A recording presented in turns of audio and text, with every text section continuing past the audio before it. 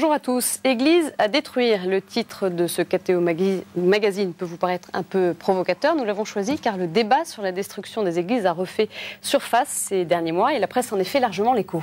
Un sujet qui passionne les Français. 67% d'entre eux estiment qu'il faut chercher à préserver le plus grand nombre d'églises. C'est un sondage paru dans Pèlerin le mois dernier. Oui, les Français restent très attachés à leur clocher, qu'ils soient croyants ou non. Il faut savoir que 80% du patrimoine français est religieux.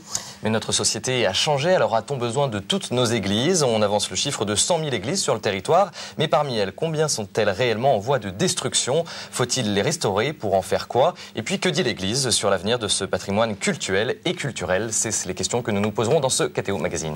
Pour en parler, 4 invités sont avec nous aujourd'hui. Tout d'abord, Bruno Foucard, bonjour. Vous êtes président du comité du patrimoine culturel qui dépend du ministère de la Culture. Le comité du patrimoine culturel, dont Dominique Pono, qui est à côté de moi, a été pendant plus de 20 ans président, est un organe qui réunit, sous l'égide du ministre de la Culture, les représentants des religions, pour essayer, chaque fois, si vous voulez, de trouver en amont, sur des réflexions, des solutions ou des propositions de solutions communes. Voilà le rôle de ce comité. À vos côtés, donc, Dominique Pono, bonjour. Bonjour. Vous êtes directeur honoraire de l'École du Louvre, c'est bien ça? Vous avez eu de multiples casquettes et de multiples rôles dans la conservation. Celle-là, c'est la principale. C'est la principale. Voilà. Celle qui tient le mieux à la tête. L'École du Louvre, en quelques mots? C'est l'école de l'apprentissage de la beauté. Ah, belle définition. Belle définition. Face à vous, Père Norbert Hennig. Bonjour, Père. Bonjour. Alors, vous êtes directeur du département d'art sacré. Oui. En quelques mots, de quoi s'agit-il? Eh bien, l'Église, à la suite du Concile Vatican II, a souhaité, je peux citer le texte lui-même, on établira dans chaque diocèse, outre la commission de liturgie, des commissions de musique sacrée et d'art sacré. Ce qui veut dire que dans chaque diocèse, il y a une commission d'art sacré. Et moi-même, je suis le responsable national qui tente de coordonner à la fois le lien avec les diocèses et puis les situations liées avec le patrimoine, avec les différents organismes qui sont donc en résonance avec l'utilisation des sanctuaires. Et puis à vos côtés, Olivier Deran, bonjour. Bonjour. Et vous êtes un homme de terrain puisque vous êtes président de l'association La Sauvegarde de l'Art Français. Quel est le but de cette association? La Sauvegarde de l'Art Français est une association qui a un peu plus même de 90 ans d'existence et qui depuis 40 ans s'est spécialisée dans la défense du patrimoine religieux dont elle est devenue le premier mécène en France et le plus important mécène, mais elle aimerait l'être davantage parce que les besoins sont de plus en plus grands. Et voilà, et nous cherchons de l'aide pour en faire davantage. Dominique Pono, première question. Alors, ce débat sur la destruction des églises, il ne date pas d'aujourd'hui. On a retrouvé sur le blog du journaliste Benoît de Sagazan un article de 1971 dans lequel se posait exactement la même problématique. Alors, qu'est-ce qui a changé? Est-ce qu'il y a plus de raisons aujourd'hui de s'inquiéter qu'il y a 35 ans? Moi, je ne pense pas. Je pense que la situation est délicate, assurément.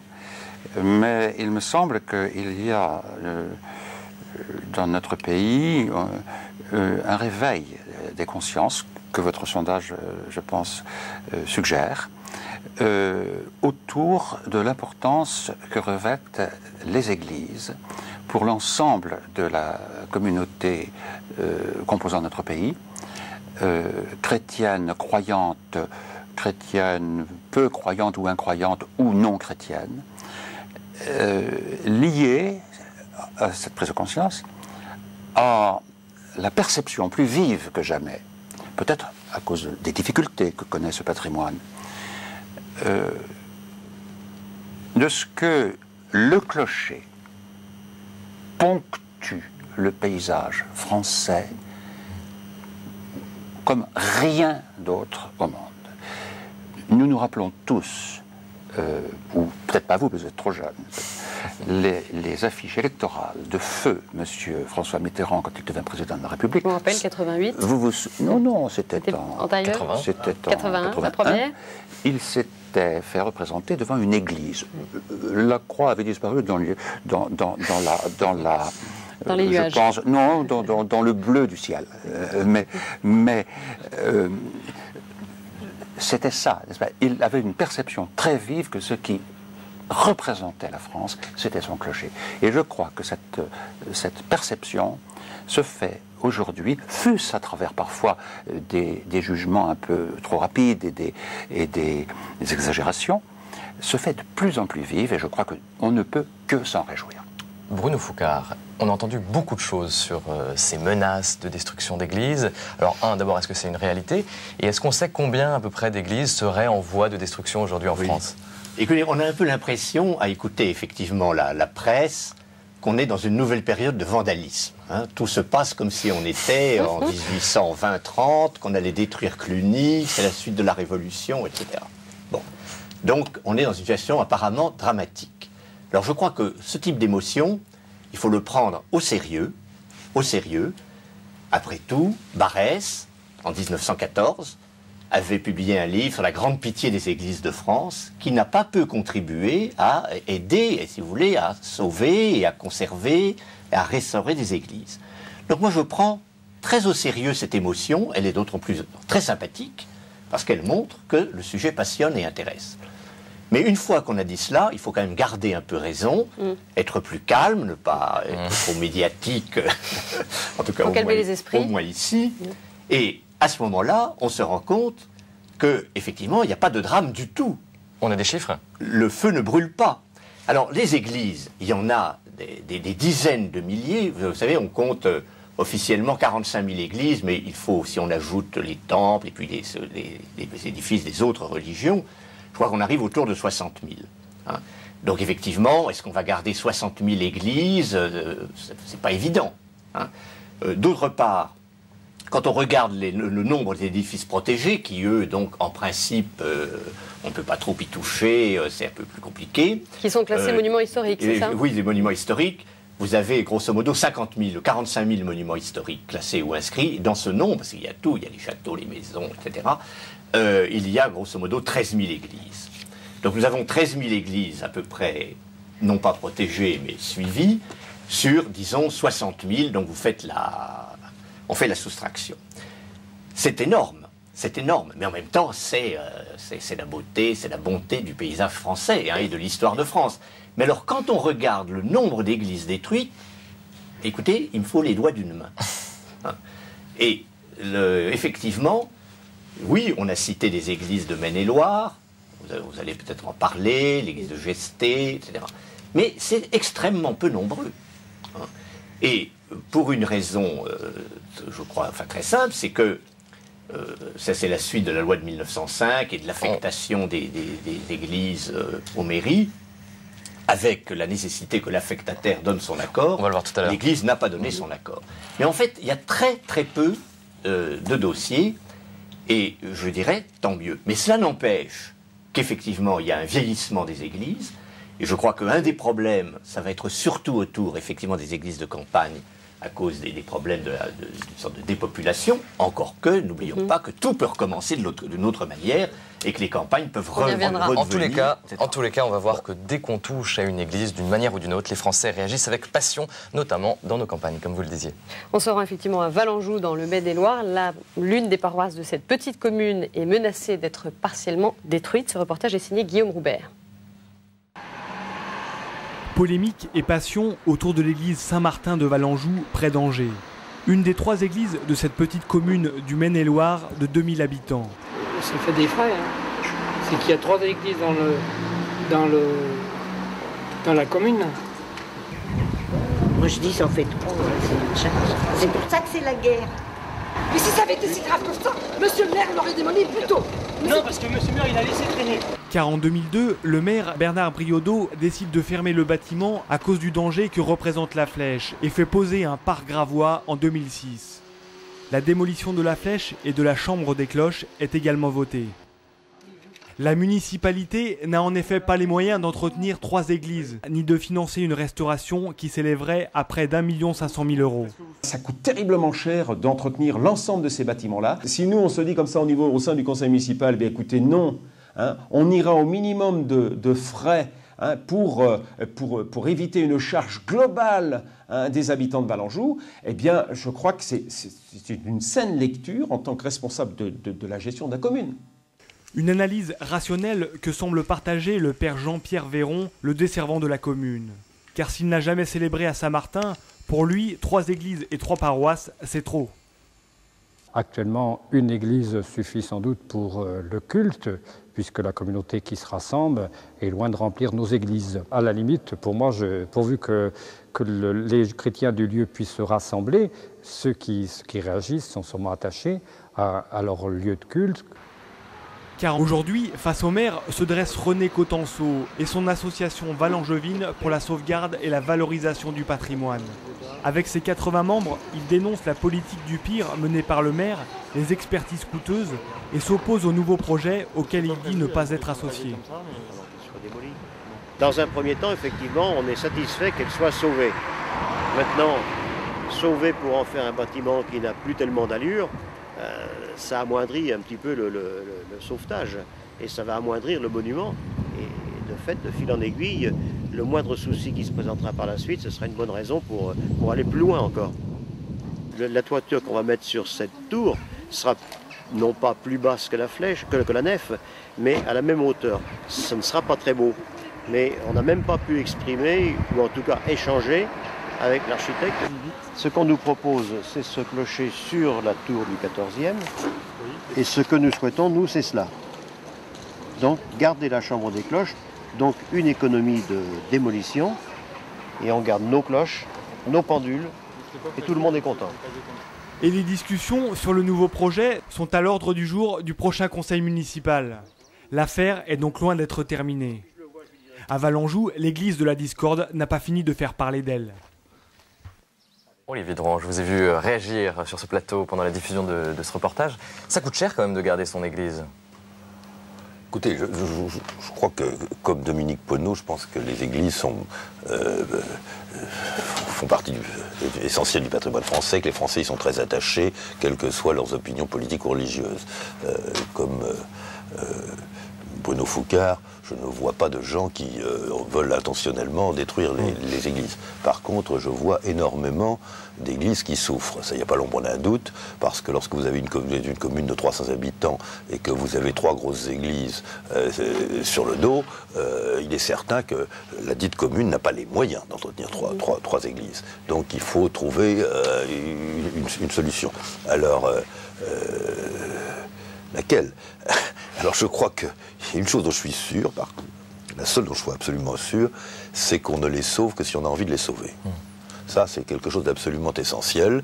S'il y a un groupe de gens, là je voyais un exemple de vie associative, un groupe de gens déterminés, en disant nous le voulons, eh bien ils arrivent à soulever des montagnes. Bon, après ça, il y a un deuxième problème, c'est de savoir comment est-ce qu'on fait vivre les lieux. Car il y a 1000 façons de s'intéresser à une église. Il y a celle qui préoccupe mon voisin, et moi-même d'ailleurs, c'est qu'elle ait un sens et qu'elle serve à ce pourquoi elle a été construite, elle a été consacrée, etc. Bon. Et puis, mais il y a des gens qui s'y intéressent aussi parce qu'elles sont simplement belles. Et il y a enfin des gens qui les trouvent belles mais ne comprennent absolument pas de quoi il s'agit. Dominique Poneau a écrit des choses admirables sur le sujet et on ne peut vraiment admirer que ce qu'on comprend. Alors, Père, vous partagez le point de vue de ce prêtre qui dit tant que les fidèles peuvent se retrouver, finalement, si l'une des paroisses disparaît parce qu'elle n'est pas occupée, c'est pas très grave. Le point premier, c'est que les fidèles se rassemblent. Ça, c'est fondamental. Parce donc, que si une église disparaît, le mot ecclésia veut dire assemblée. C'est quand même important de revenir quand même sur lequel. On va, pendant des siècles, au début de l'histoire du christianisme, il n'y avait pas possibilité de construire des églises parce que il y avait une période de persécution. Et donc, c'est aussi avec l'arrivée de Constantin qu'on a pu construire des édifices. Mais quand on dit « je vais à l'église », il faudrait avoir comme sens l'étymologie du mot « je vais à l'assemblée ». C'est-à-dire qu'il n'est pas possible d'être chrétien sans se rassembler. Ça, c'est l'histoire même de l'Église. Dès les premiers siècles, dès les commencements, on s'est rassemblé. On se rassemble dans une église. Maintenant, c'est vrai que la question est posée. Et ce que vous soulignez là, je l'ai encore un exemple qui est arrivé avec Étampes. 4 églises à Étampes, c'est pas des moindres. Une seule est utilisée. Qu'est-ce que la municipalité va faire pour entretenir l'ensemble? Et la question, elle est réelle.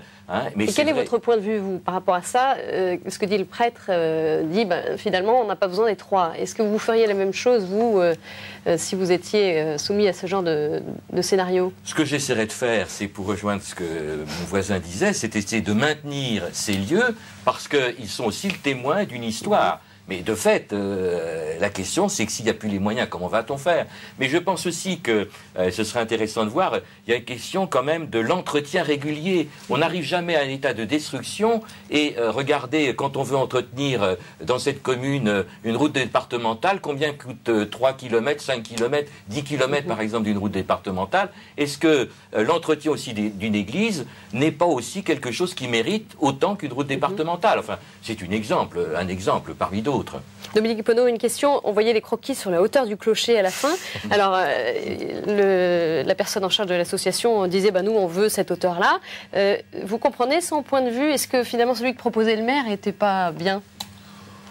Je vous avoue que j'ai regardé, bien sûr, j'ai mal entendu. Alors, ce n'est pas pour éluder la question, pour esquiver la question, mais j'ai mal entendu. Moi, je crois que si la tour restait aussi haute qu'elle est à l'heure actuelle, ce serait bien. C'est pas très important qu'elle fasse 14 mètres ça ou peut 18? être important, bien sûr, sur le plan esthétique, évidemment, mais je ne sais pas. Mais je vous avais posé au père une question à laquelle je me permets de répondre aussi à ma façon. Oui, il me semble que, bien sûr, c'est un cas de figure particulièrement frappant que celui d'un petit village où il y a 3 églises, dont une au moins est en grande difficulté.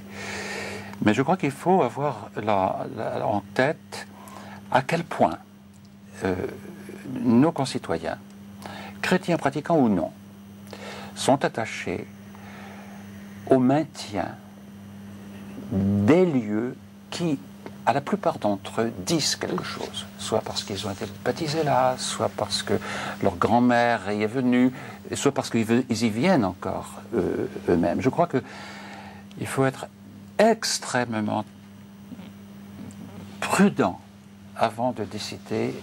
C'est peut-être le sujet suivant. Allez-y. La destruction d'une église. Alors comment faire pour la sauver? Ça, c'est vrai que c'est très difficile. Bruno Foucard, on a vu beaucoup d'acteurs, de personnes qui parlaient. On voit le curé, le maire, on voit cette personne qui est responsable d'association. Qui s'occupe de quoi, en fait, dans une commune, dans ce qui concerne la vie de l'église? Du bâtiment, hein? C'est l'affectataire qui fait vivre, anime, mais effectivement, il faut qu'il ait de bons rapports avec le maire et que le maire et son conseil municipal acceptent de jouer le jeu de la loi de la séparation de l'Église et de l'État de 1905 et de la responsabilité de ces églises. Moi, ce que je voudrais dire en plus de tout ce qui vient d'être dit, quel luxe extraordinaire, n'est-ce pas? Quelle belle histoire pour un village de 300 ou 2000 habitants d'avoir 3 églises. Et alors, est-ce qu'il faut effectivement chaque fois jouer le plus petit commun dénominateur et dire nous n'avons que ce qui nous correspond? Écoutez, essayons, avec peut-être pas grand-chose, avec effectivement de l'entretien, de maintenir et de durer. Et enfin, la vie, il peut peut-être y avoir moins d'habitants. Qui vous dit que demain, il n'y en aura pas plus? Alors, on a vu tous ces acteurs, justement. Alors, on va essayer de voir ça un peu plus précisément. Beaucoup d'acteurs interviennent dans la gestion d'une église. Alors, qui gère quoi? Tout repose sur la loi de 1905. Les explications en images de Laure Vintroux. 9 décembre 1905, le député socialiste Aristide Briand fait voter la loi de séparation des églises et de l'État. Cette loi met fin à 25 ans de violentes tensions entre la République et l'Église catholique. Désormais, le gouvernement ne reconnaît aucune confession comme religion d'État, ne subventionne aucune église et ne paye aucun clergé. À l'avenir, les lieux de culte ne seront plus construits avec l'argent public et tous les biens de l'Église acquis avant 1905 deviennent propriété de l'État et sont confiés au clergé à titre de prêt. Ainsi, le clergé et les fidèles ont la libre disposition des églises, mais l'entretien et la conservation des édifices de culte sont à la charge de l'État, des départements et des communes. Aujourd'hui, parmi les 100 000 édifices religieux, 60% appartiennent aux collectivités territoriales, 25% aux confessions et ordres, 10% à l'État et 5% à des fondations, des associations, des particuliers ou autres. Bruno Foucard, concrètement, qui gère quoi dans une commune? Je ne suis pas tout à fait un grand spécialiste administratif, mais concrètement, c'est le conseil municipal, c'est le maire. Voilà. Et effectivement, il faut que dans le budget, on assume ce rôle. La loi de séparation de l'Église et de l'État a été une chose dramatique, épouvantable, mais qui finalement s'est révélée être une très grande réussite. Parce que parce qu'elle a finalement calmé et elle n'a pas détruit la continuité religieuse de la France. Alors effectivement... Elle l'a sauvegardée. Alors effectivement, le Vatican a refusé ces associations cultuelles que, effectivement, les religions protestantes, orthodoxes, juives ont acceptées, mais on peut parler un peu librement. Le cadeau était peut-être empoisonné, mais il n'est pas si empoisonné que cela. Hein. Effectivement, c'est les communes qui doivent gérer mais ce patrimoine qui est fondamental dans la conscience française. Effectivement, un temple protestant est géré par une association cultuelle qui doit elle-même trouver ses... Mais cela, simplement, si vous voulez, accompagne la réalité de l'histoire de France. Depuis Saint-Louis. Pour ajouter la différence entre aussi les cathédrales et les églises. Hein. Les cathédrales, elles dépendent de l'État. Oui, c'est quand même très important, parce que les subventions ne sont pas forcément les mêmes moyens. Les moyens sont différents. Oui. Et donc les églises sont de la commune elle-même. Mais je peux vous donner un exemple très concret, puisque hier, j'étais à Harfleur, à quelques kilomètres du Havre, où la municipalité, entre guillemets, communiste, fait un effort remarquable pour l'ensemble de la restauration de tous les vitraux, et dans un consensus commun entre l'évêque du Havre et la commission d'art sacré, le curé de la paroisse, la municipalité et tous les secteurs, eh bien, c'était tout récent, a été voté la restauration complète de tous les vitraux, et dans une harmonie où le mot harmonie dit que ça sonnait juste. Donc, je pense que... Oui, mais je crois qu'on parle beaucoup de tout ce qui ne va pas, mais il faut se rendre compte quand même aussi de tout ce qui va. Bien sûr. Parce que le nombre d'églises quand même qui sont l'objet de soins importants des communautés locales et aussi des communautés territoriales, aussi chrétiennes. Bon, il ne faut pas non plus, me semble-t-il, mais enfin, je ne voudrais pas entrer dans une politique, mais dramatiser. Drouot, vous avez l'air de ne pas être tout à fait d'accord avec le père Yannick. Tout à fait d'accord, je voudrais juste mettre un tout petit grain de sable dans ce que vient de dire. Non, pas dans ce que vous venez de dire, mon père, dans ce que vient de dire Bruno Foucault, dont je partage l'opinion en ce qui concerne la loi de 1905, qui finalement était une très bonne chose. Mais il y a toujours des effets pervers à tout. Il y a un petit effet pervers aujourd'hui, à mon sens, c'est que les fidèles se sentent irresponsables de leurs églises, trop souvent, et pensent que c'est à la collectivité de s'en charger, notamment aux gens qui ne pensent pas comme eux. Et là, je crois que c'est une erreur. C'est à eux d'être les moteurs de la conservation de leurs églises. Quand on était curé, moi j'ai été curé de paroisse, avant d'avoir cette responsabilité-là, le clergé local et les comités qui gèrent la vie d'une église s'en rendent compte, parce que qu'est-ce qui paye le chauffage, qu'est-ce qui paye l'électricité, qu'est-ce qui paye l'entretien? C'est la communauté chrétienne locale. Nous, enfin, dans le terme technique, c'est le clos et le couvert. Hein, vous voyez. En Bretagne, je peux vous dire que c'est la municipalité qui paye tout. Parce que vous êtes en Bretagne. Mais parce que c'est ça, il y a les Bretons. C'est pas le cas partout, alors. Vous avez de la chance. C'est quand même un point important de la vie. Quand par hasard, enfin, ou par hasard ou non, c'est souvent pas un hasard et ça arrive peu souvent, on l'a compris, quand on prend la décision de détruire une église, qui prend la décision, comment ça se passe? Alors, la décision, pour qu'il y ait destruction d'une église, il faut que la municipalité le veuille, et il faut que l'affectataire, c'est-à-dire l'évêque, le clergé, l'évêque, donne son accord. Si l'évêque ne donne pas son accord, il n'y a pas de destruction possible. C'est juste un acte administratif de l'évêque? Il accepte. On lui demande, est-ce que vous acceptez la désaffectation de cette église? Il suffit qu'il dise non, ou tout simplement qu'il n'écrive pas oui, et l'église restera affectée. On ne se rend pas compte suffisamment du poids qui est celui du clergé, du monde ecclésiastique dans ce domaine-là. La seule chose à quoi il me semble important que le clergé, à laquelle il me semble important que le clergé fasse attention, c'est que l'affectation cesserait si pendant 6 mois consécutifs, et un jour, 6 mois consécutifs, aucune activité cultuelle n'aurait eu lieu dans cette église. Chose qui paraissait inimaginable en 1905, mais qui pourrait advenir aujourd'hui. En revanche, il appartient à l'affectataire cultuel, c'est-à-dire au responsable ecclésiastique, et à lui seul de définir ce qui est cultuel. Et donc, il y a une grande protection de la part de la collectivité publique. Me semble-t-il, oui, tout à fait. Là-dessus, vous savez, le clergé est au courant de cette situation-là. Et quand on dit aussi cultuel, c'est pas simplement, enfin simplement, même si c'est fondamental, essentiel, la messe dominicale, mais aussi c'est une inhumation, c'est un mariage, c'est le fait de se retrouver pour dire le chapelet dans les églises. Une prière. Le mot, voilà, c'est l'utilisation de l'église comme pour le bien de la communauté locale. Alors Père, est-ce qu'à votre sens, il faudrait préserver toutes les églises en France aujourd'hui? Est-ce qu'il faut toutes les sauver? Écoutez, je ne vois pas pourquoi je vous dirais qu'il ne faut pas sauver toutes les églises. Là, je retourne la situation, mais ça me paraît évident pour nous que nous portons ce souci. Des lieux où les paroisses sont fermées, Père.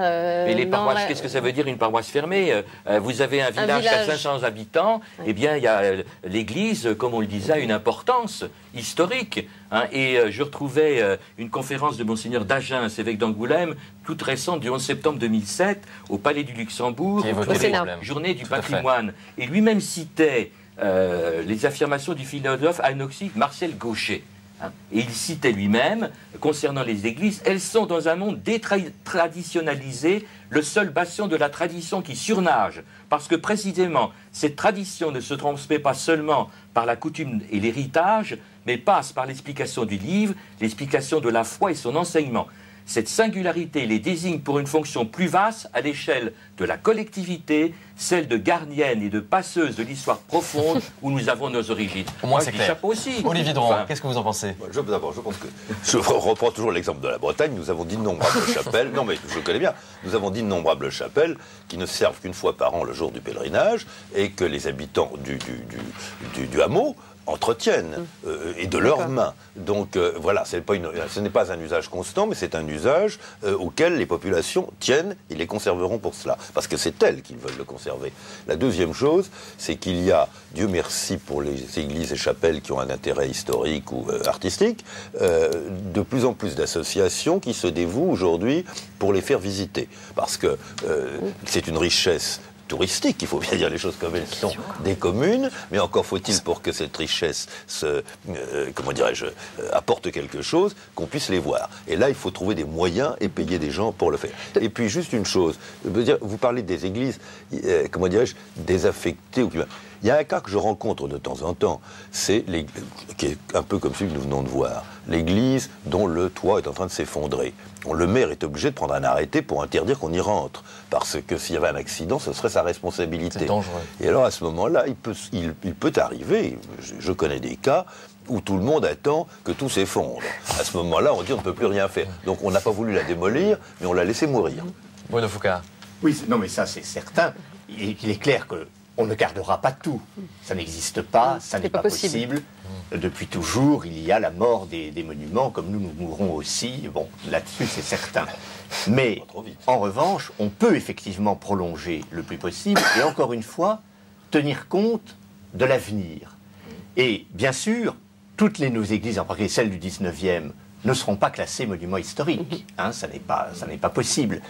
Mais ce qu'on ajoute, c'est qu'aujourd'hui, on s'y intéresse autant du point de vue de l'urbanisme, du point de vue de ce que ça peut représenter dans un village, comme une sorte de point central à partir duquel, un parcellaire se forme. Donc il y a aussi tout cet aspect-là, si vous voulez, de l'Église laïque, en quelque sorte, qui est essentiel dans tout lieu construit. Bon. Or, ou en plus de ce qui est effectivement la foi, l'usage de ceux qui y trouvent un réconfort et une nécessité spirituelle. On l'aura compris, vous êtes nombreux, les gens sont nombreux à se battre pour sauver ces églises. Et nous n'avons parlé que de l'extérieur des églises, mais il y a aussi ce qui se trouve à l'intérieur. On y reviendra après ce sujet. Alors on va à Châtillon, près de Chartres. Le maire a pris les grands moyens pour sauver son église. Regardez. Si l'église Saint-Hilaire de Châtillon-du-Noir, près de Chartres, est encore debout, c'est grâce à la détermination de Claude Terrouinard. Maire depuis 1979 de cette commune rurale de 800 habitants, cet ancien enfant de chœur ne pouvait se résoudre à voir son église tomber en décrépitude. Un édifice construit à partir du XIIe siècle, classé mais à l'abandon. Peu d'offices religieux, peu d'entretien et une toiture qui prend l'eau. L'édifice menace. La flotte pénétrait l'église par cet endroit. Et à la croisée du transept, donc, les poutres étaient enfoncées de 60 cm. Elle était, comme toutes les églises qui mouillent, c'est-à-dire dans un état de péril. L'issue était fatale. Quand on y pense aujourd'hui, ça fait froid dans le dos. On se dit qu'on a échappé à une belle catastrophe. C'est toute l'histoire du village. Autrement dit, le jour où l'église disparaît, le village disparaît, et je n'aurais pas voulu être le maire qui laisse tomber l'église. Et pour ne pas laisser tomber, Claude engage à ses frais 150 000 € dès 1983. Un mécénat coup de cœur qui amorce le sauvetage du bâtiment. J'ai acheté du bois. Au bout de 2 ans, les bancs, les stalles ont été entièrement refaites. Mais tout le monde a pu constater que ça mouillait dans l'église. Et les gens du conseil municipal ont été sensibilisés à cette époque-là par la situation de l'église. On a réussi à faire un projet, à mettre en place un financement pour refaire à la fois la toiture, la charpente et la voûte. Hein, Raymond? Raymond, c'est le menuisier du village, un enfant du pays.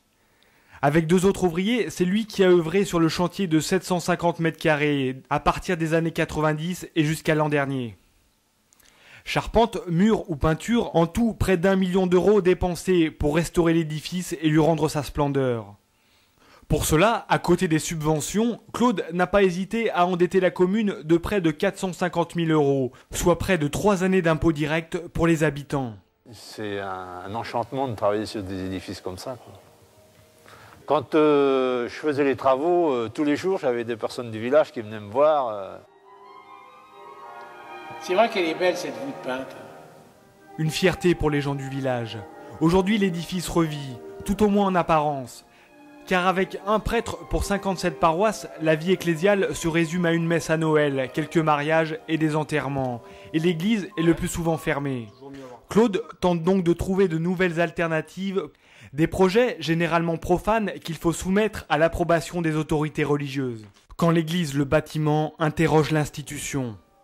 Les gens souhaitent que non seulement il y ait des offices cultuels, mais qu'il y ait aussi des manifestations culturelles. Bien sûr, sans détourner le monument de sa finalité religieuse, il faudrait redéfinir nos rapports avec l'évêché quant à l'utilisation de ces églises. Qu'on nous donne, par exemple, une dizaine ou une quinzaine de week-ends par an. C'est peut-être en rentrant dans ces lieux qu'on s'interroge sur le sens de la vie et qu'éventuellement quelques-uns peuvent y trouver la foi. C'est peut-être un des moments les plus heureux de ma vie de maire, de me dire on a vraiment ensemble réussi quelque chose, sauver notre âme. C'est pas si facile, ça n'arrive pas tous les jours dans la vie d'un individu de sauver son âme. Sauver l'âme du village, la plus belle des victoires pour Claude. L'église, un repère finalement, un bien commun plus qu'un lieu de culte. Et si Claude a sauvé l'église de Pierre, c'est maintenant à l'église des hommes qu'il espère redonner vie. Bruno Foucard, il en existe des solutions pour financer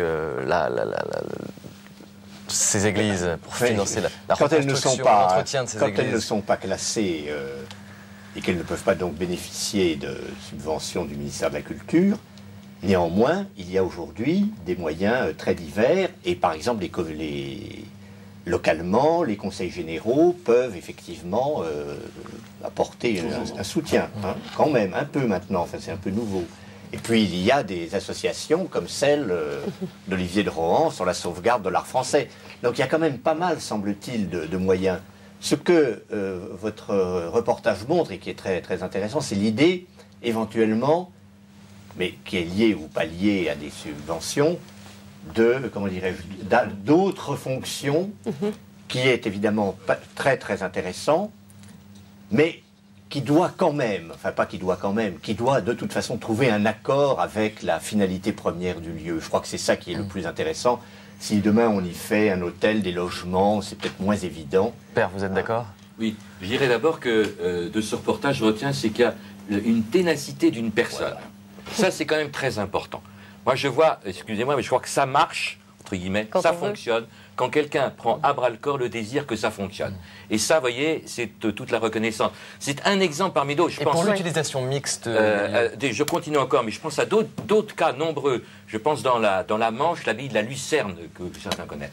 Il y a un prêtre qui s'appelait l'abbé Le Hégard. Il a pris ce bâtiment dans un état catastrophique. Enfin, il n'y avait plus grand-chose. Quand on voit à sa mort ce qu'il y en a aujourd'hui, l'abbaye de la Lucerne a été entièrement restaurée. On parlait d'un maire, et justement, là, vous évoquez la question d'un prêtre. Que peut faire l'Église pour se démener, justement? Qu'est-ce qu'elle fait en général dans ces cas-là? L'Église fait ce qu'elle peut avec les moyens qu'elle a. Donc elle s'appuie aussi sur le financement éventuellement de la communauté chrétienne locale, mais elle s'appuie aussi sur l'aide qu'apportent des associations. Je ne saurais vous dire, mon père, à quel point vous avez raison. Dire que, mais tout part d'une volonté. Comme disent les Anglais, quand il y a une volonté, il y a un chemin. Si la volonté n'est pas là, le chemin n'existera pas.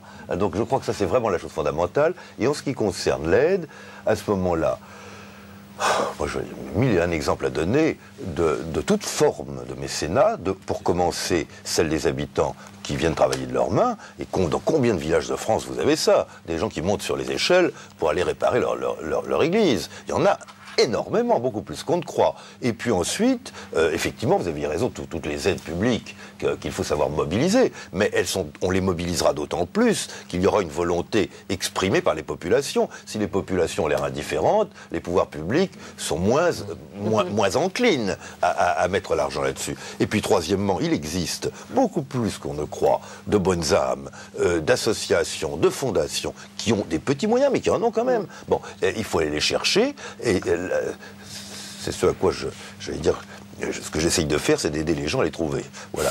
Mais non, mais quand on cherche, on trouve. Et sur l'utilisation mixte des lieux, cette solution qui est évoquée par le maire, c'est la question entre l'utilisation cultuelle et l'utilisation culturelle. Alors là, il faut reconnaître que l'Église n'est pas, je dirais, une boîte à spectacle, et qu'on ne peut pas y faire n'importe quoi. On peut faire des choses quand même. On peut y faire des choses, ne serait-ce que parce qu'elle est consacrée. C'est quand même important de rappeler, j'avais apporté ici sous les yeux, le rituel de la dédicace, et que cette dédicace d'une Église a tout un rite qui d'ailleurs revient déjà de sources juives, des onctions, avec l'onction des prêtres, prophètes et des rois. Et aujourd'hui encore, le rituel que j'ai sous les yeux marque bien qu'on va faire l'onction de l'Église, l'onction avec le Saint-Crème, crème, c'est avec un H, je dis ça parce qu'avec les enfants, ils écrivent ça n'importe comment, mais crème, ça donnait Christ qui est loin, c'est loin. Donc il y a une onction avec lui.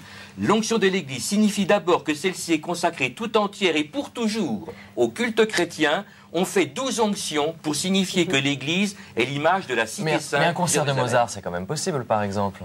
C'est évident que un concert de Mozart, je peux vous dire récemment, je suis allé à la chapelle du château de Versailles pour écouter Rameau, avec 2 psaumes qui étaient donnés. Mais entendons-nous, si c'est pour faire un concert de rock, et moi j'ai rien contre le rock, mais je pense qu'on est tous d'accord pour dire que c'est quand même pas le lieu pour cela. Alors si l'Église... Non, le rock, pourquoi pas? Il y a débat. Dominique Monod, alors si l'Église ne sert plus pour le culte... De Mozart, parce que nous avons un pape qui, paraît-il, joue du Mozart une demi-heure par jour.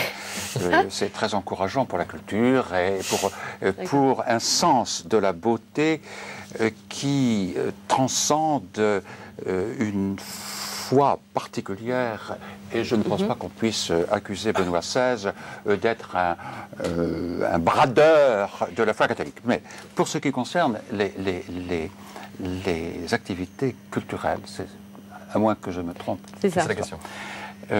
Dans des lieux culturels, je souscris tout à fait, mon père, à ce que vous avez dit, en particulier en ce qui concerne l'onction de ces lieux, qui sont des lieux, en effet, dédiés vraiment au culte du Seigneur Dieu dans sa Trinité selon la foi catholique, pour ce qui est de la France et de la plupart de ses églises. Il n'en demeure pas moins. Et surtout dans un temps où l'on sent que il y a une sorte d'affaissement, non seulement de la pratique de la foi, mais de la connaissance de ce qu'est cette foi. Les premières activités culturelles, si on tient à ce mot, et c'est vrai que c'est quelque chose que l'on peut encourager dans une église, consistent déjà à faire entendre ce qu'elle est. Qu'est-ce que c'est? À quoi correspond telle éléments de l'Église, l'autel, tel statue, etc. Ça fait partie de la culture. Donc il faut qu'il y ait un lien avec Mais bien sûr. Et d'autre part, je crois qu'il y a une occasion, c'est extrêmement délicat, parce que c'est un chemin de crête, on risque de tomber à gauche ou de tomber à droite très vite. Mais je pense que c'est un chemin à emprunter, à condition que l'on soit ferme sur le culte stricto sensu, qu'il ait lieu souvent ou rarement.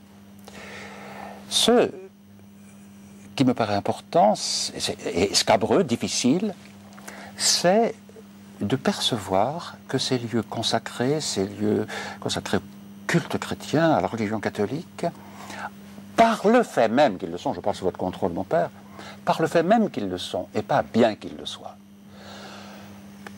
ont une espèce de vocation à la largeur d'esprit et d'âme. Il disait, le maire de ce village, c'est l'âme du village. Mais cette âme, pour éventuellement déborder les frontières visibles du corps mystique du Christ qu'est l'Église, et en se souvenant de la formule de Péguy, le corps du Christ est plus étendu qu'on ne pense.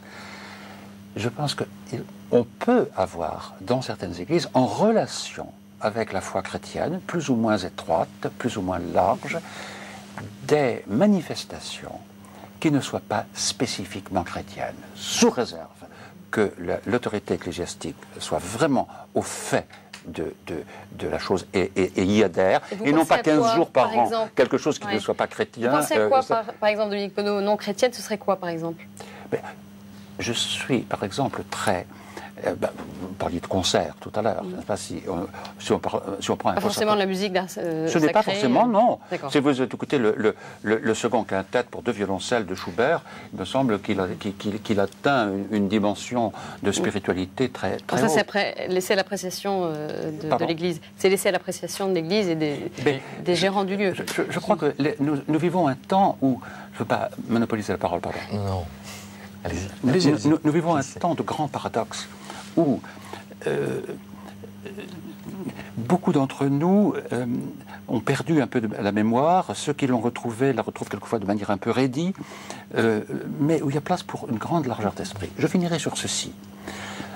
La conjonction heureuse de la prise de conscience de sa propre pauvreté en face de celle de l'autre. On parlait tout à l'heure des années 70 par rapport à aujourd'hui.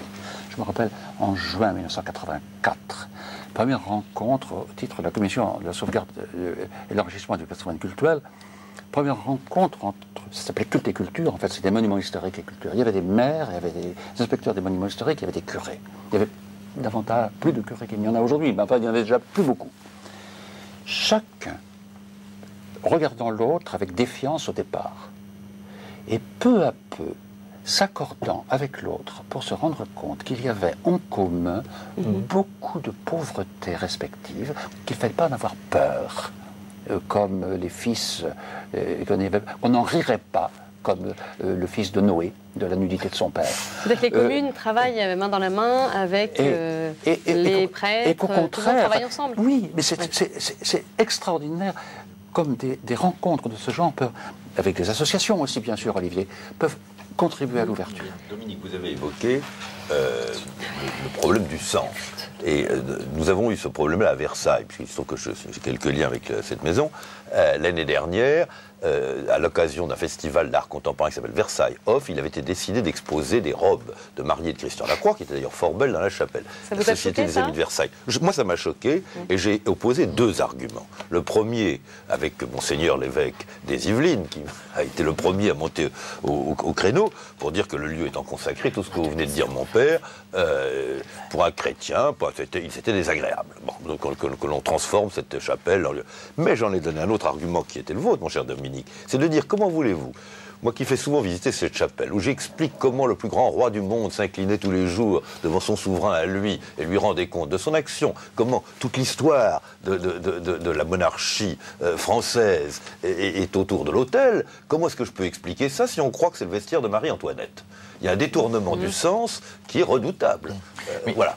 Une fois qu'une église est désaffectée, est-ce qu'on ne peut pas imaginer d'en faire quelque chose de complètement différent, type... Si vous voulez, des églises désaffectées, partons, si vous voulez, de celles qui ont été désaffectées sans la loi de 1905 au moment de la Révolution française, hein, et qui après sont entrées dans le privé.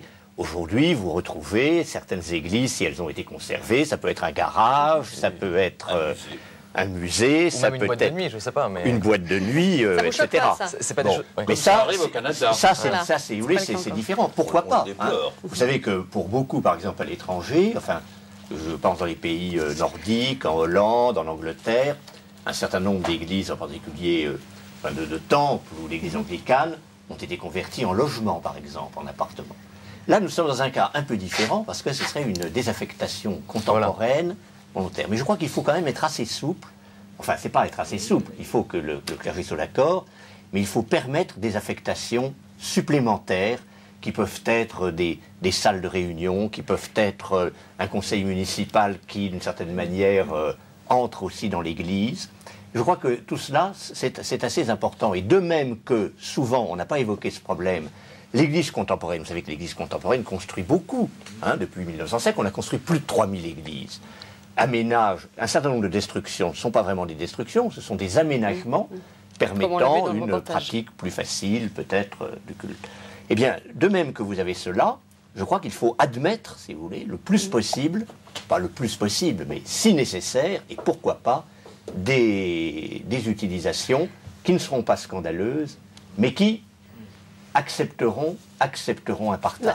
Père, la question du culte, par exemple, si là on parlait de conversion en musée, en salle municipale ou autre, si on envisageait le cas de figure où une église désaffectée se transforme en synagogue, en temple, en mosquée, ça vous choque ça ? Oui, personnellement, moi, je trouve que quand même, je pense qu'il y a d'autres moyens, et je pense que là, on entre presque dans une question un peu polémique, là. Vous êtes appuyé sur un bouton un peu siège éjectable, là. Je pense qu'avant de l'envisager comme transformation, je pense qu'on heurterait, je crois, bien naturellement, et réciproquement. C'est pour ça que je disais tout à l'heure, ce qu'on va demander à l'Église dans l'utilisation culturelle de ces bâtiments, est-ce qu'on le demanderait dans une synagogue, est-ce qu'on le demanderait dans une mosquée? Je pense qu'il faut quand même respecter ce qui est respectable et la dimension du sacré. Ça me paraît un point important. Qu'est-ce que vous en pensez? Je pense... pardon. Oui, non, je pense exactement comme le Père. Je crois que la véritable audace en la matière, c'est la plus extrême prudence vis-à-vis de soi-même et vis-à-vis des autres. Il faut que les chrétiens, déjà, selon moi, mais même ceux qui, dans notre pays, n'affichent pas, ou n'affichent plus, ou ne manifestent plus une foi chrétienne, il faut quand même qu'ils sachent qu'aux yeux de la plupart de leurs compatriotes non chrétiens, ce sont des chrétiens. Il n'y a rien à faire. Ce sont des chrétiens.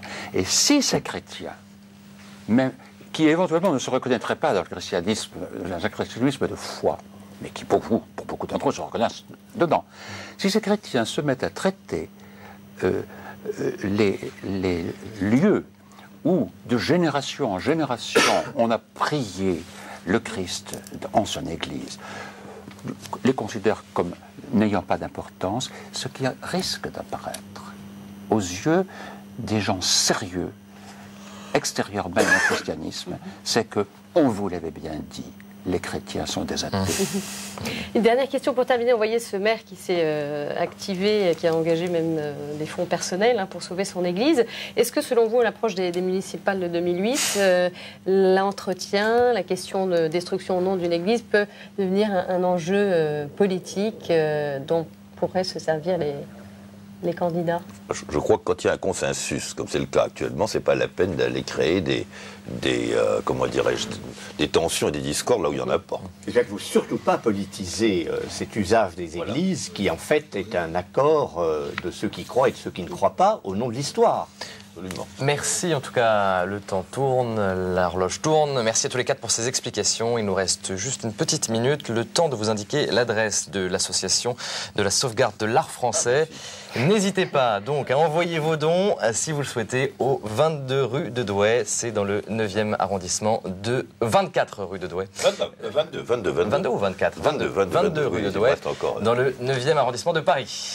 Et on signale également un guide patrimoine rural, comment monter et financer son projet. Ça peut intéresser certains d'entre vous, ça s'adresse aux élus, aux particuliers, aux associations. C'est paru dans la collection Boîte à outils. Et puis enfin, sachez que l'hebdomadaire Pèlerin organise depuis 1990 le concours Un patrimoine pour demain, pour préserver le patrimoine. Alors pour participer à l'édition 2008, vous pouvez vous inscrire sur le site internet www.pelerin.info, rubrique patrimoine.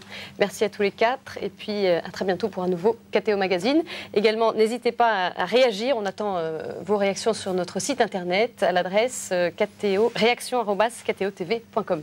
Au revoir.